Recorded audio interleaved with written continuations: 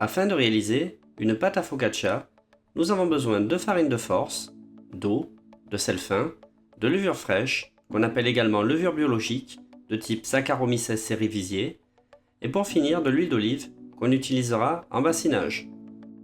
Pour mes mots, le bassinage est l'action d'intégrer un liquide en cours de pétrissage. Disposez dans la cuve l'eau, la levure et la farine. La force de la farine utilisée lors de la confection de la focaccia pourra nécessiter des adaptations sur le protocole. En effet, selon la force de la farine, il faudra équilibrer l'hydratation. Dans le cas de la focaccia, plus une farine est forte, plus l'hydratation doit être adaptée afin de générer les coalescences caractéristiques à cette pâte. Les coalescences représentent les alvéoles formées, visibles après cuisson. Procédez à la première étape de fabrication de la pâte, le phrasage, qui se fait en première vitesse durant 3 minutes. Phrasage qui s'effectuera grâce au crochet.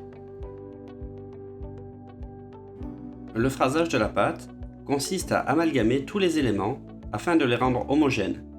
Cette étape est assez rapide et se réalise toujours à petite vitesse.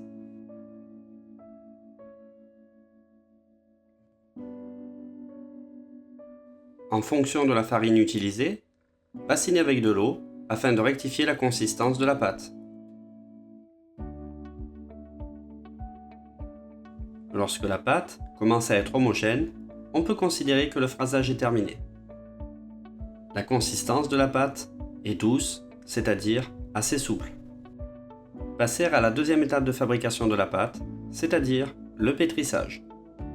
Pétrissage qui s'effectuera en deuxième vitesse, environ 6 minutes, et permettra de démarrer la formation d'un réseau glutineux.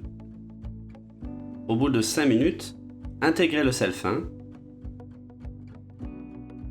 L'ajout de sel, à ce moment du protocole, va permettre de raffermir la pâte. De plus, les levures ont pu démarrer une belle activité sans être ralenties par le sel.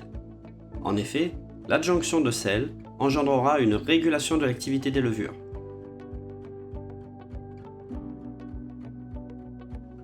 Intégrez l'huile d'olive en bassinage. Celle-ci va permettre de lisser la pâte.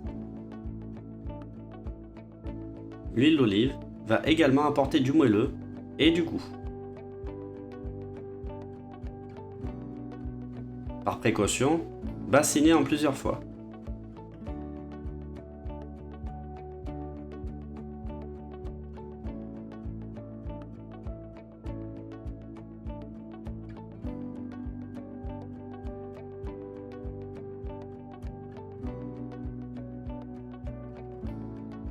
À l'issue du pétrissage, la température idéale de la pâte se situe aux alentours de 24 degrés.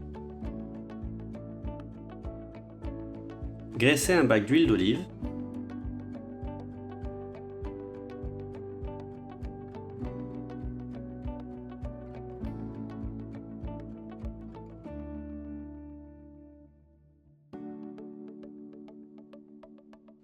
Récupérez la pâte et la disposez directement en bac.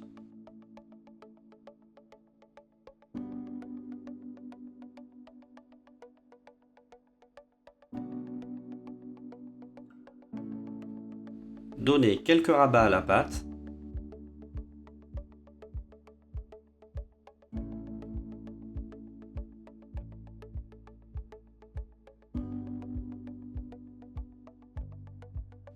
Graissez légèrement un papier guitare et le déposez sur la pâte afin de la protéger.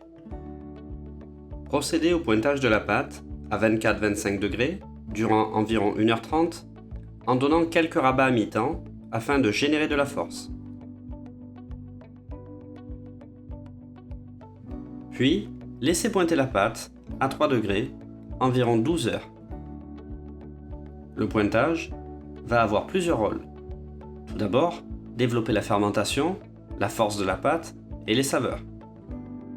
Le pointage va également améliorer le réseau glutineux et la texture de la pâte. Graissez des cadres entremets de 36 cm de longueur par 26 cm de largeur sur 4,5 cm de hauteur. Détaillez et mettre à plat directement dans le cadre sans trop dégazer la pâte.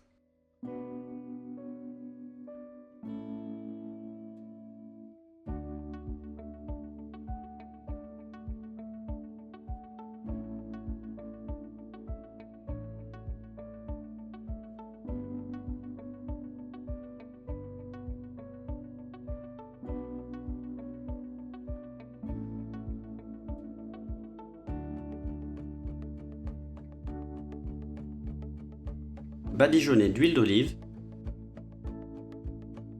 Une fois les pièces façonnées et positionnées sur plaque, elles vont partir en chambre de pousse afin de fermenter.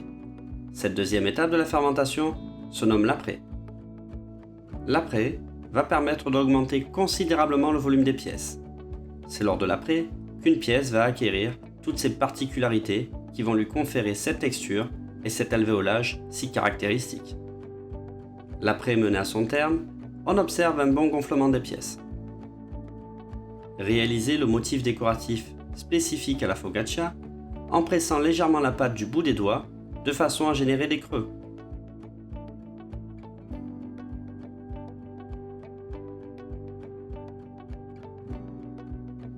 Garnir la focaccia de quartiers de tomates,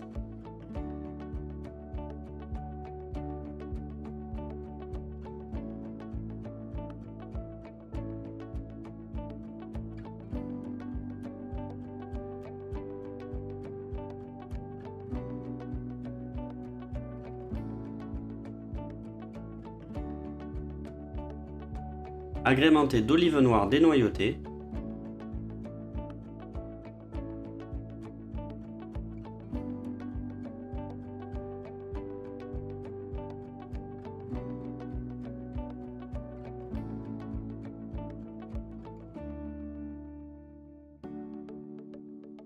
intégrer des brindilles de romarin qui vont générer un bon parfum au sein de la focaccia.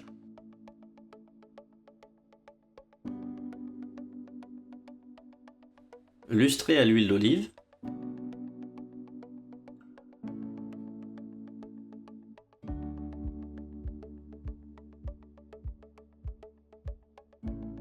Assaisonner 2 fleurs de sel. Enfourner pendant 14 minutes environ à 210 degrés dans un four ventilé. Une fois la cuisson terminée, retirez le romarin qui aura permis de conférer un parfum typique à la focaccia. Toutefois, celui-ci ne présentera plus un bel aspect. Redonnez un effet plus gourmand à la focaccia en la badigeonnant d'huile d'olive.